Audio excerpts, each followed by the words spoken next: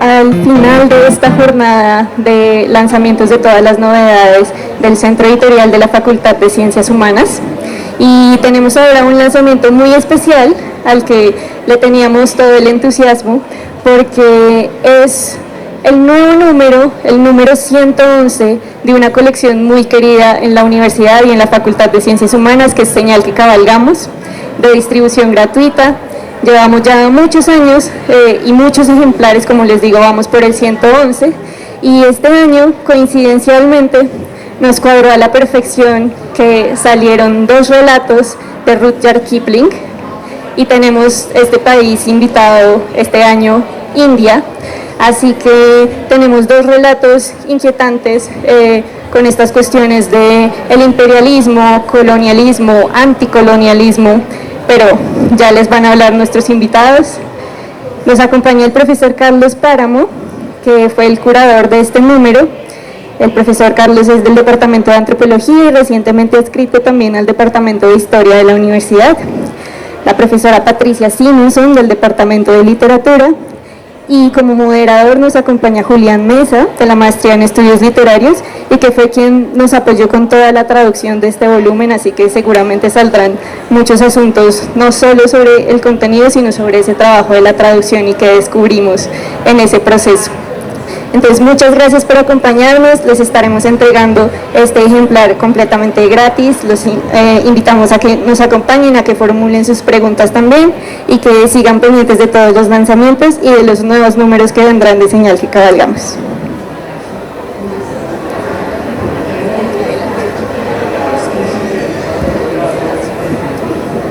Bueno, buenas tardes, gracias Sarita por la presentación tan generosa. Gracias a todos y a todas los que están presentes en este momento por acompañarnos, por sacar un poquito de su tiempo para venir a escucharnos. Quiero darle la bienvenida a los profes, a la profe Patricia, al profe Carlos. Muchas gracias también por su compañía. Bueno, como el tiempo es corto, yo creo que vamos arrancando. Yo quería iniciar y me voy a tomar el atrevimiento de iniciar presentándoles un poquito la colección, muy brevemente, como para que todos nos enteremos un poquito de qué va la cosa. Señal que Cabalgamos es una colección muy bella, muy variada, muy bonita, ya lleva mucho tiempo en la universidad. El primer número se publicó en 2002 y este, como decía Sarita, es el número 111. Voy a leerles, qué pena el atrevimiento, unas palabras del profesor David Jiménez que presentan un poquito el sentido de la colección. David Jiménez decía en el primer número, es un número sobre Tolstoy, lo siguiente, y leo: Señal que Cabalgamos es una serie editorial cuyo propósito consiste en poner al estudiante de la Universidad Nacional en contacto con el pensamiento del humanismo clásico y moderno. Es una colección de textos muy breves, consagrados por generaciones de lectores críticos que se han mostrado resistentes a las modas y capaces de proporcionar significados inéditos para cada nueva generación de lectores.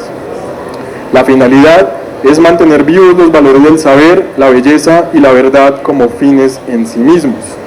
La formación integral, dentro de la concepción que sustenta la idea de universidad, solo se alcanza a cabalidad cuando se refiere a las 3 dimensiones básicas de la experiencia humana: la ética, la estética y la cognoscitiva. Estos son los criterios que presiden la selección de textos de la colección. El título, Señal que Cabalgamos, pretende ligar los objetivos de la serie con el símbolo universal por excelencia de la lucha desinteresada por valores e ideales. El Quijote que reivindicamos no es el arquetipo del código caballeresco, sino del humanista, el que rompe sus lanzas por ideas y lo hace con las armas de la palabra y la persuasión. El Quijote lector, filósofo y poeta, el que se niega a cortar el hilo que ata los libros a la vida. Bueno, y a partir de esta presentación yo quisiera abrir la conversación hacia los profes, porque una de las cosas que a mí me interesó mucho cuando llegué al proyecto fue la pertinencia, qué tan pertinente, digamos, o no, es leer y editar y publicar a Kipling. Y a esto habría que agregarle algo que yo creo que no podemos soslayar, y es la aparición de toda una tendencia en las ciencias humanas en general, que ha aterrizado en la crítica literaria, en los estudios de género, en la teoría política, que son los estudios postcoloniales. Y me refiero a esto, pues fundamentalmente hablando y pensando en Edward Said y bueno, en una serie de autores muy importantes, fundamentales, que lo que han hecho y su postura, digamos, a propósito de su labor como críticos y teóricos de la literatura, es pensar en qué medida la cultura no ha sido siempre un instrumento de emancipación, sino que también está anclada a discursos ideológicos, a discursos de poder, ¿no? Esto lo digo y lo traigo a colación porque hay múltiples lecturas de Kipling como un autor colonialista, como un autor imperialista. Yo en lo personal creo que es algo que tiene demasiados matices y eso enriquece mucho a Kipling como autor y sus obras también. Pero mi pregunta era un poquito eso, para abrir la conversación. ¿Cuál es su postura frente a esto? ¿Cuál es su postura frente a las lecturas de un Kipling imperialista, a las lecturas de un Kipling como bardo del imperio? Y en ese sentido, ¿por qué sería vigente o no leer y editar a un autor como Kipling?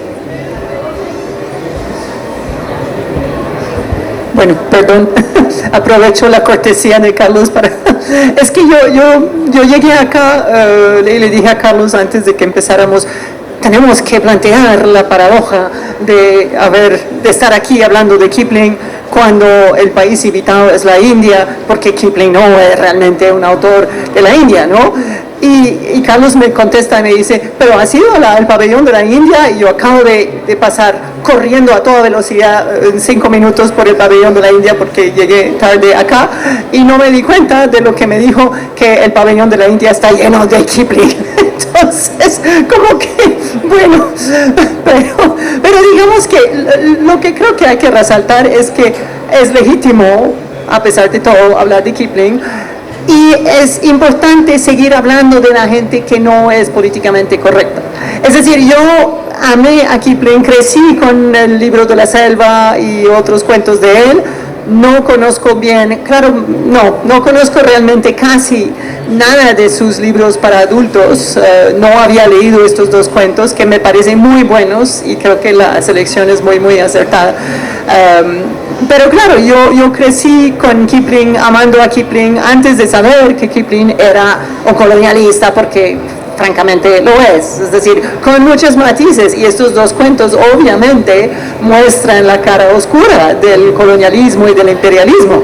Es decir, que Kipling es más cosas que eso, obviamente, pero pues me enteré hace poquito que había sido un gran enemigo de la independencia de Irlanda, gran amigo de los blancos sudafricanos, lo que uno llamaría más de derecha hoy en día, etcétera, etcétera, etcétera.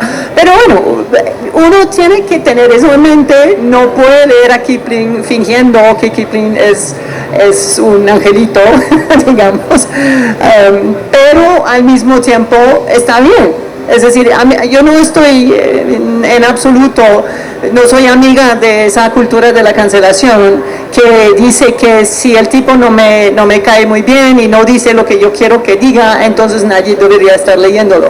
No, yo creo que no es pertinente. Entonces, es algo que tiene que estar en la discusión, que Kipling es un autor un poquito problemático, un supuesto autor de la India, pero que vivió realmente menos de 15 años, 16 años de su vida en la India, sobre los 71 años. Entonces, es curioso, es una cosa problemática, pero bueno, ya.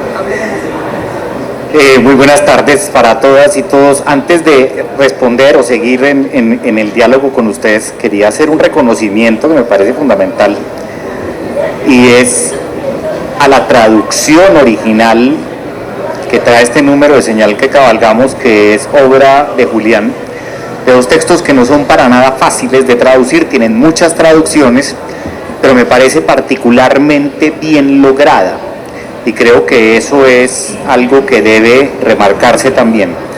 Es una traducción original y muy fina, además en percibir ciertas sinuosidades en términos que a veces son enormemente difíciles de trasladar, bien sea con arreglo a su época, a su contexto, etc. A ver, pero de cara puntualmente al hecho de la pregunta, sí, Kipling era un colonialista, pero más que un colonialista y un imperialista es que él era hijo de la colonia, hijo del imperio. Y ahí comienza el mundo de las paradojas. Yo sostendría y me batiría en duelo con quien fuera en que no solo se trata de un narrador excepcional que corre el serio riesgo en estas épocas de quedar enterrado bajo lápidas que lo van marcando fácilmente con etiquetas. Si es imperialista no hay que leerlo, cuando justamente se trató de un observador enormemente fino sobre las enormes contradicciones inevitables en un contexto colonial. Fue un defensor de la carga, del peso enorme que cargaba el hombre blanco sobre su cabeza como gestor de la civilización y el progreso a lo largo de toda la faz de la tierra. Pero a su manera se burla profundamente de eso mismo, como se puede apreciar particularmente en el segundo relato que trae este volumen y en otros tantos. Fue un agudo observador. La observación nunca es neutra, pero la observación siempre es una forma de análisis. Valga decir, que de una vez conjure esa a veces muy estúpida distinción que solemos hacer, particularmente en las disciplinas sociales y humanas, entre lo que supuestamente es descriptivo y lo analítico. Toda observación es un análisis. Y aquí hay un análisis a través de una descripción enormemente fina, sutil, llena de un humor profundamente negro, casi sombrío, sobre de nuevo esas enormes paradojas que entraña cualquier situación colonial. Por demás, Kipling trae consigo otra maldición, y es de que se le suponga un autor para niñas y niños, que lo intentó y lo hizo muy bien. De hecho, fue una de las grandes inspiraciones para Horacio Quiroga, por ejemplo, que lo tomó como modelo en sus cuentos amazónicos sobre los orígenes de las cosas, en sus relatos de la selva. Pero Kipling fue además un gran pensador sobre los traumas de la niñez. Y en general, uno pudiera decirlo también en términos de discusiones contemporáneas, si interesara cometerlo por ese lado, un gran analista a su manera del poder también, de las distintas formas de ejercer poder. Y bueno, habría que preguntarse hasta cierto punto, uno pudiera imaginarse hasta cierto punto, no sé, alguna vez pudiera uno inventarse un diálogo entre Kipling y Gandhi, por ejemplo. Hasta dónde el uno abreva en las fuentes del otro y hasta dónde terminan siendo dos lados de una moneda que, insisto, está asignada por la paradoja. Podemos ser enormemente severos adjudicándole la categoría imperialista a Kipling, pero el otro defendía la sociedad de castas. Y ahí entonces entramos en otra sarta de familias, de etiquetas e invectivas enormemente problemáticas, y resulta que el punto es trascender de nuevo ese velo de las etiquetas fáciles, y Kipling es todo menos etiquetas fáciles, en la sinuosidad de sus personajes, en la ambigüedad y duplicidad donde hay cierta épica, incluso en la vileza, que creo que es algo que caracteriza ambos relatos, que lo hace extremadamente interesante, como un observador de una sociedad en un momento dado, con un fino sentido del peso de la cultura, del peso de la sociedad y lo que se espera de alguien que cumple un rol en una relación de dominación, pero que además lo hace con extremada belleza. Kipling es un narrador, ahí debo ser absolutamente subjetivo, excepcionalmente rico, prolijo, un excelente narrador, y pues uno de los motivos para lanzarlo en Señal que Cabalgamos era su comparativo desconocimiento. Bueno, muchas gracias a ambos porque creo que a propósito de lo que dicen sale la primera invitación para los lectores y es asumir este volumen y leerlo a contrapelo, ¿no? Con esta famosa idea de leer a contrapelo y ver en qué medida hay rasgos y trazas coloniales en Kipling, pero también en qué medida pues aparecen valoraciones críticas frente a esta misma sociedad colonial. No sé si la profe va a agregar algo.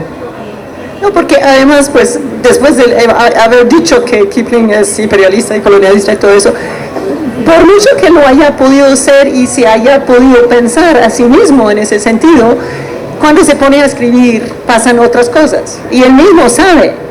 De hecho, él dice en una carta acerca de la escritura de los libros de la selva, yo no tenía la menor idea que escribió los libros de la selva en invierno en Vermont, en Estados Unidos, en medio de la nieve. Es decir, creo a Mowgli y a muchos otros, es que lean los libros de la selva, es muy triste, es una tragedia, el esperpento que Disney hizo de eso y el hecho de que todo el mundo cree que los libros de la selva son Mowgli y los monos simpáticos. Hay un segundo libro, hay cuentos que no tienen nada que ver con Mowgli, que son magníficos. Debo decir, muy entre paréntesis, pero no tanto en realidad, que protesto enérgicamente, no contra algo que tú hayas dicho, pero sino contra esa jerarquía como subyacente e implícita que demasiada gente acepta, en la cual la literatura para niños está por ahí abajo y la que no es para niños es mejor. Para nada, qué pena. La mejor literatura en el mundo es la literatura para niños y además es la que más nos marca y nos forma.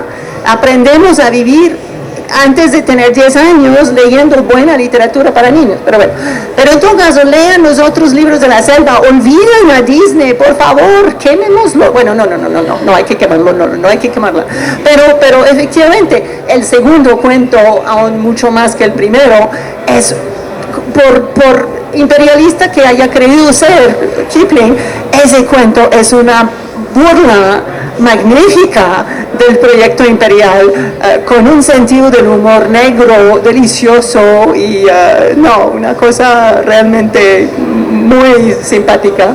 Y lastimosamente no he visto la película todavía, pero bueno, voy a decirle a mi proveedor de películas, bueno, dejo fuera el adjetivo que iba a agregar, pero para verlo muy pronto, porque además Michael Caine y Sean Connery jóvenes, eso debe ser estupendo. ¿En Netflix? Bueno, pero en todo caso, sí. Es decir que, no, y lo último que quiero agregar, perdón, no quiero hablar demasiado, pero el asunto del discurso, porque efectivamente, más en el primer de los dos cuentos, en el cual todo el cuento es contado en primera persona, que en el segundo, pero en el segundo en realidad casi todo, hay un narrador, hay un personaje que es como una especie de alter ego de Kipling, que es un periodista, pero él es apenas como el soporte de la historia y buena parte de los eventos son contados. Y lo más interesante es, bueno, es una lástima hacer spoilers, voy a intentar evitar demasiado, pero son contados retroactivamente por uno de los dos hombres que va a intentar ser rey en Kafiristán y está contado después de los eventos y él mismo ya no está, no tiene toda la cabeza. Es decir que Kipling tiene un juego muy interesante, es decir que incluso cualquiera que haya sido su propia posición ideológica, él se hace el portavoz de otras voces, él pone a hablar a otros actores y los pone a plantear cosas y a representar la realidad desde abajo, desde un punto de vista casi como el famoso unreliable narrator, ¿no? El narrador poco confiable. Entonces, y el primer cuento, por ejemplo, es... Y cuando uno de los personajes está diciendo, ay, esos negros musulmanes mugrientos, etcétera, etcétera, uno dice, uy, qué racista es Kipling, pero no es Kipling que está hablando, es el personaje. Entonces Kipling se hace una caja de resonancia y uno como lector tiene que ir viendo cómo lo va a tomar. y no necesariamente Kipling está asumiendo la responsabilidad. Y eso es para un literato es fascinante. Es decir, hay un trabajo magnífico con los discursos indirectos y entonces yo estuve muy feliz leyendo esos dos cuentos que no conocía en realidad. Sí, no, de acuerdo. Yo creo que la obra, más allá de las intenciones del autor, de su postura política personal, la obra sí sedimenta muchas otras cosas complejas que están sucediendo en ese momento histórico. Quería continuar haciéndole una pregunta a cada uno de ustedes.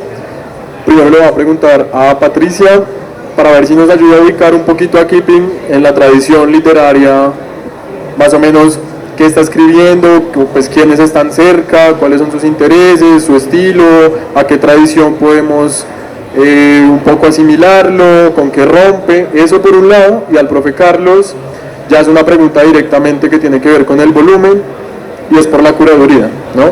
Creo que se va a enlazar con cosas que ya venimos hablando, pero tiene que ver con eso, como cuál es el criterio para elegir estos dos cuentos, sí, eso. Bueno, me cochas un poquitico porque no me puse a hacer investigación sobre eso y cuando yo leía al Kipling nunca me preguntaba en qué tradición estaba escribiendo. Pero bueno, no se puede leer a Kipling sin ubicarlo en la época victoriana. En ese sentido hablaría un poco menos de tradiciones literarias que de cierta mentalidad cultural, cierta visión de mundo, de cierta manera, que, bueno, bastante masculina, obviamente.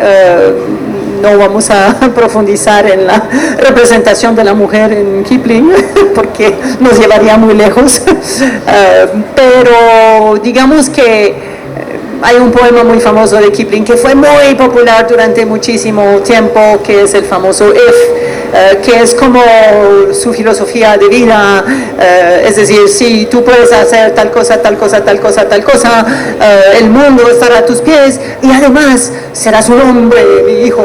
Y bueno, pues toda una cosa como de estoicismo, de una ética, una moral un poquito cuadrada, hay que decirlo.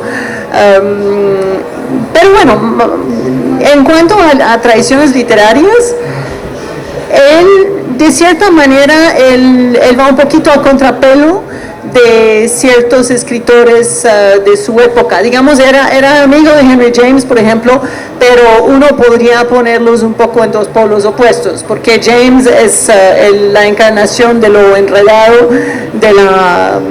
bueno, debo confesar, y ya se dieron cuenta de que James no es mi autor favorito, excepto Vuelta de Tuerca, que es una obra maestra de todos los tiempos. No, Los Embajadores, James es magnífico, pero que, francamente, a veces uno quiere estrangularlo. Mientras uno tal vez quiera estrangular de vez en cuando a Kipling, pero yo nunca lo quise hacer cuando lo estaba leyendo de joven, y en todo caso nunca va a querer estrangularlo por asuntos estilísticos, porque Kipling fue increíblemente popular justamente porque tiene una escritura absolutamente transparente, directa, narrativa, factual, etcétera, etcétera, etcétera, que de hecho de cierta manera puede ser visto como un defecto hoy en día. Es decir, que si a uno le gusta Henry James, va a considerar que Kipling es un poco simplón. Si a uno no le gusta Henry James o lo encuentra irritante por lo enredado, pues tal vez se va a quedar más bien con Kipling. Entonces es como una tradición. Kipling no se hubiera preocupado mucho, digamos, por la literariedad de su escritura.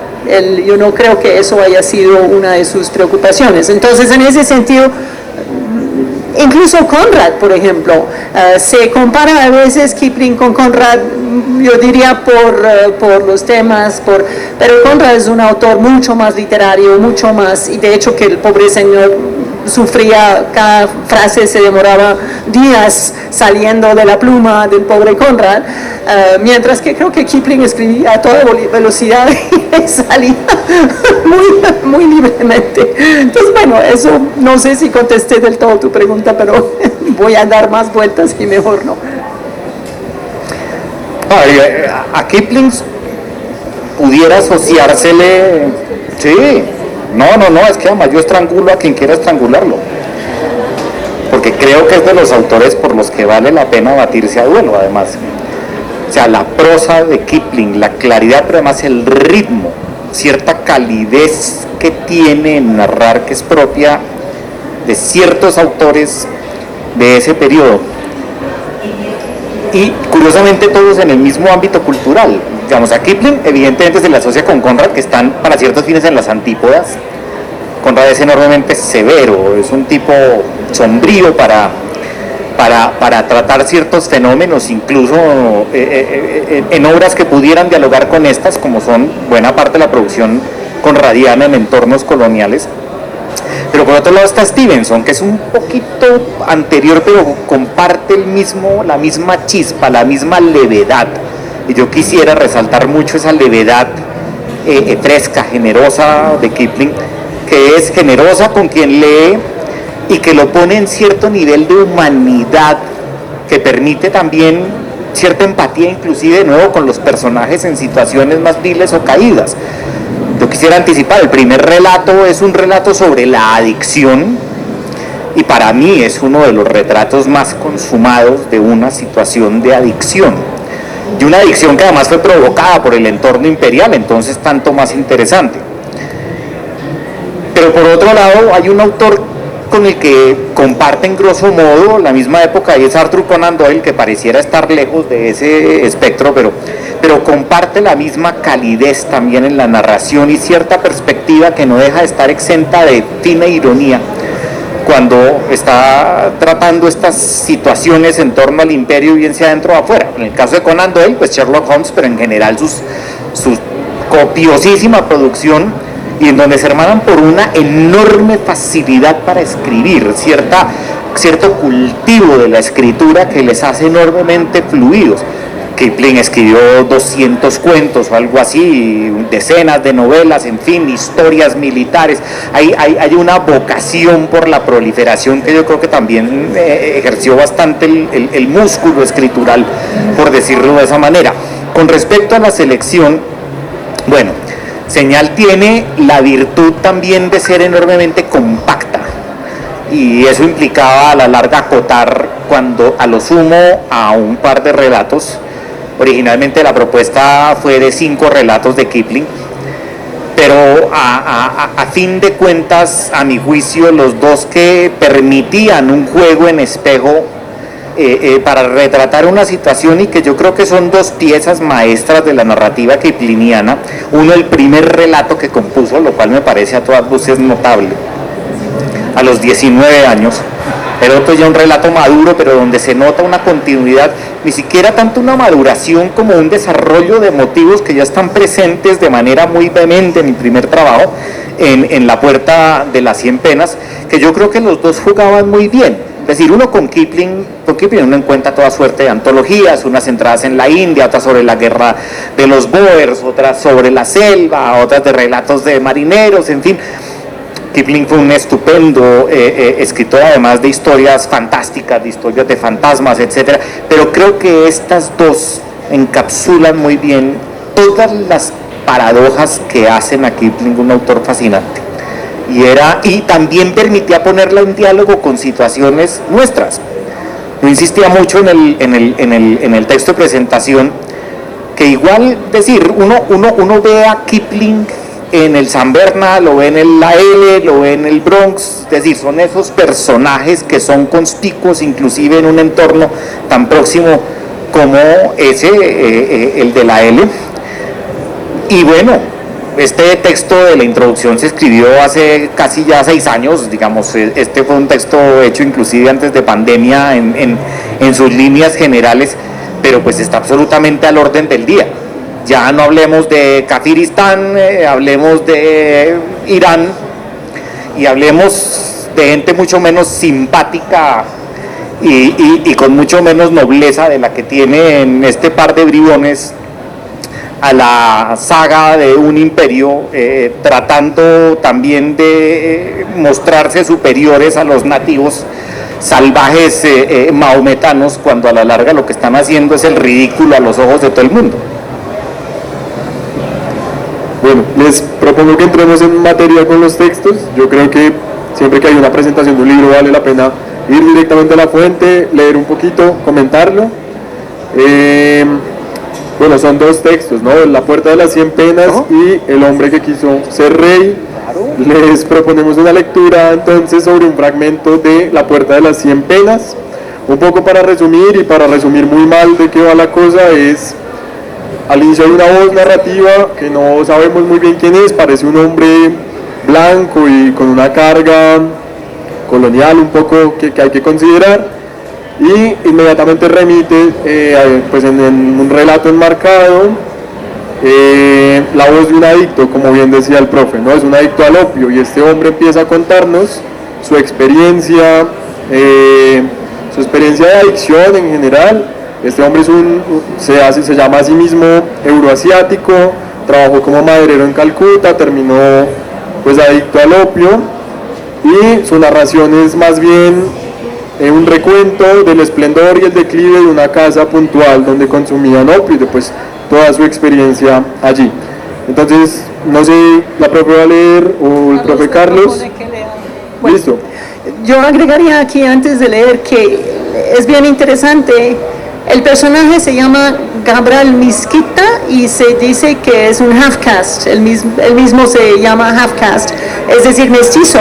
Y es bien interesante porque una obsesión pues de todo lo que uno lee, yo pienso más en autores como Stoppard, autores que han escrito sobre la India, pues, y claro, obviamente A Passage to India de Forster.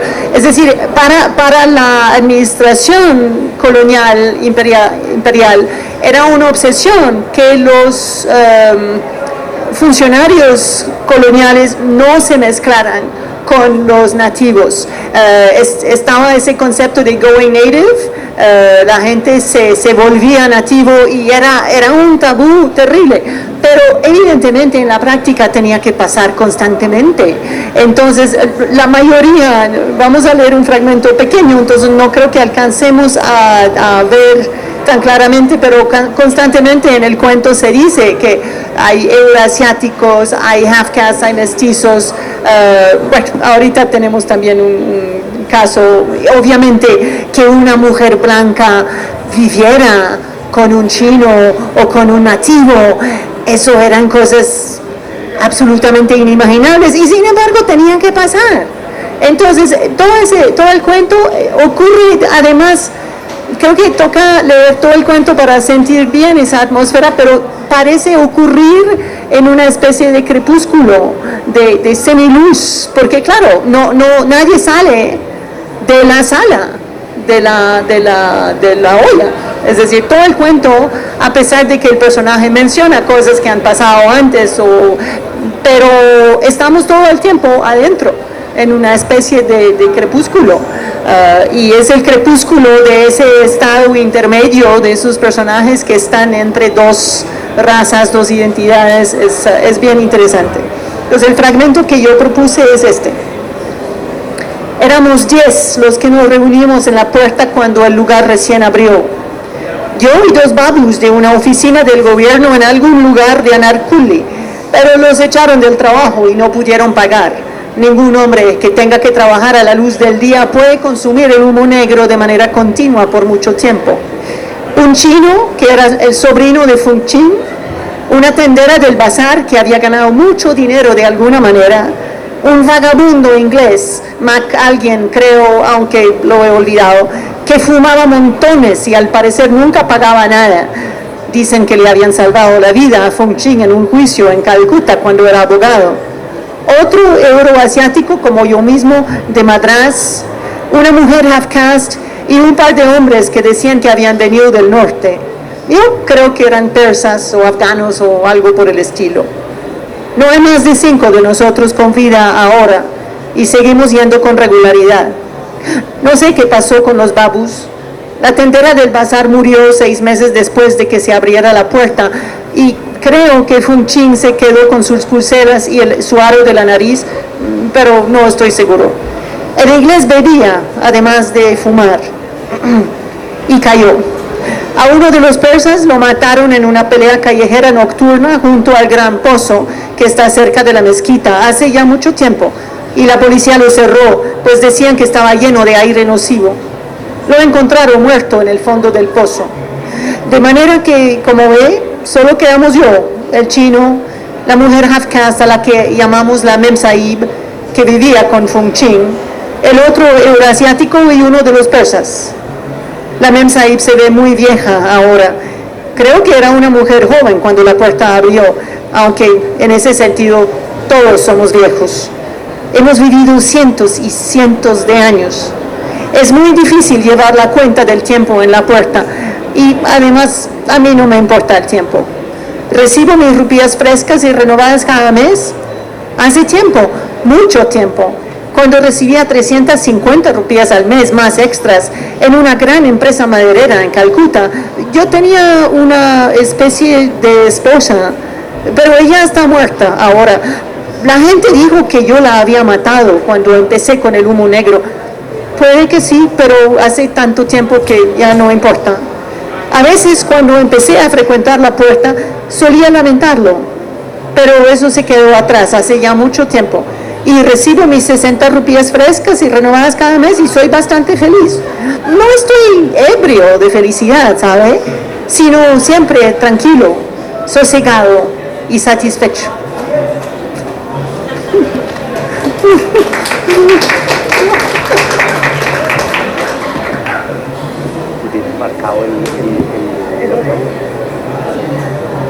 Vemos el otro de una vez y comentamos ambos, ¿les parece? Comentamos, yo estaba pensando que más bien deberíamos ver el segundo, porque termina ahí arrodillándose de y lo pensé empezar ¿Desde Dravet? a volar, pero entonces no sé. Bien, de El hombre que quiso ser rey. Jabot, que es uno de los truanes protagonistas de la historia, que va a ser rey.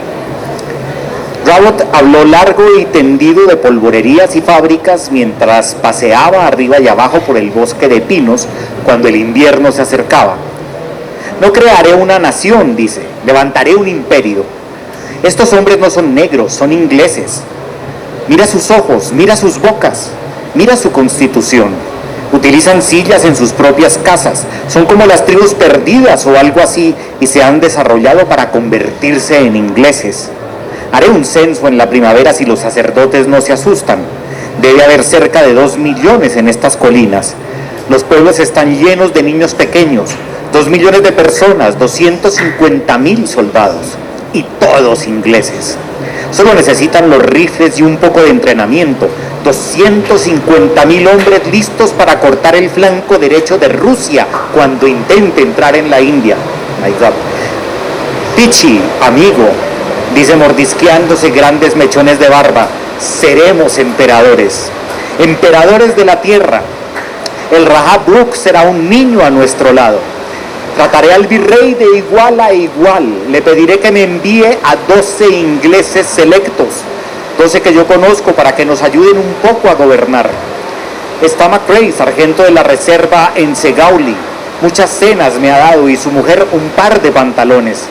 Está Duncan, el alguacil de la prisión de Tungujú. Hay centenares de los que podría echar mano si estuviera en la India.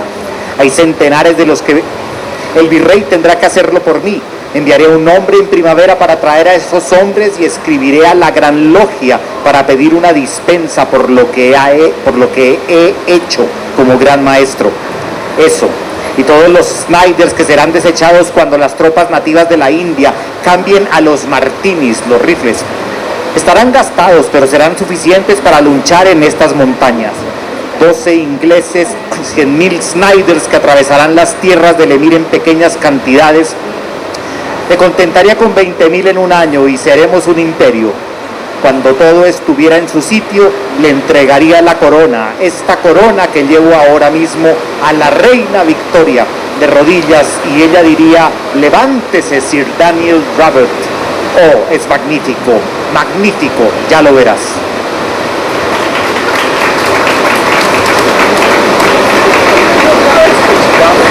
Con efectos especiales y todo, ¿no?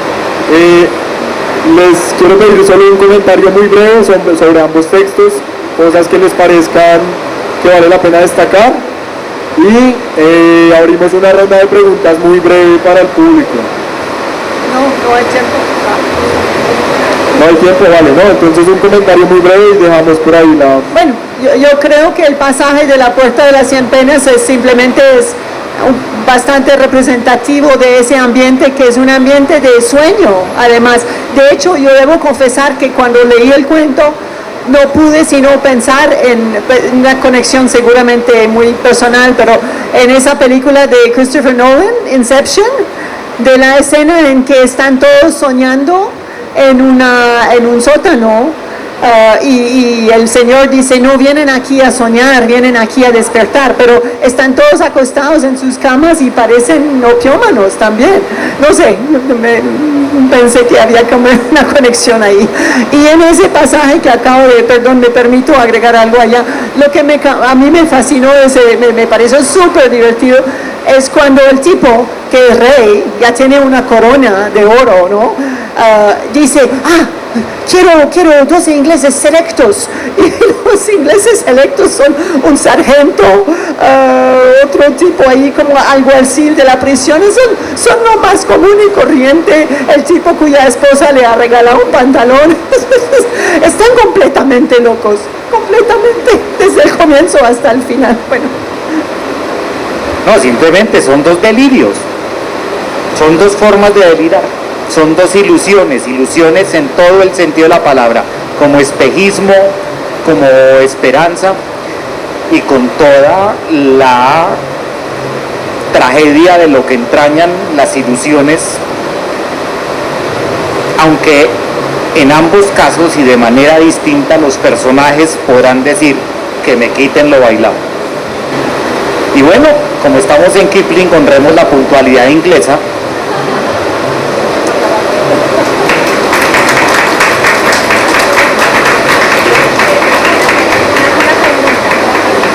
Tenemos tiempo para una pregunta.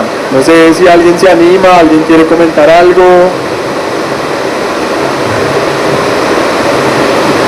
¿No? Parece que no.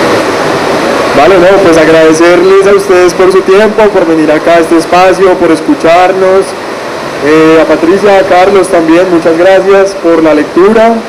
Una invitación a todos, a todas, para que lean el volumen, para que, pues nada, disfruten los cuentos, para que lean a contrapelo y se pillen también los puntos ciegos de Kipling, pero también las partes críticas de Kipling. Agradecerle enormemente al Centro Editorial y a la Editorial UNAL pues por este espacio, por hacer posible todo esto, a Ginette, a Sarita, un agradecimiento enorme y ya, nada, a ustedes también. Gracias, Julián, gracias a ustedes por venir.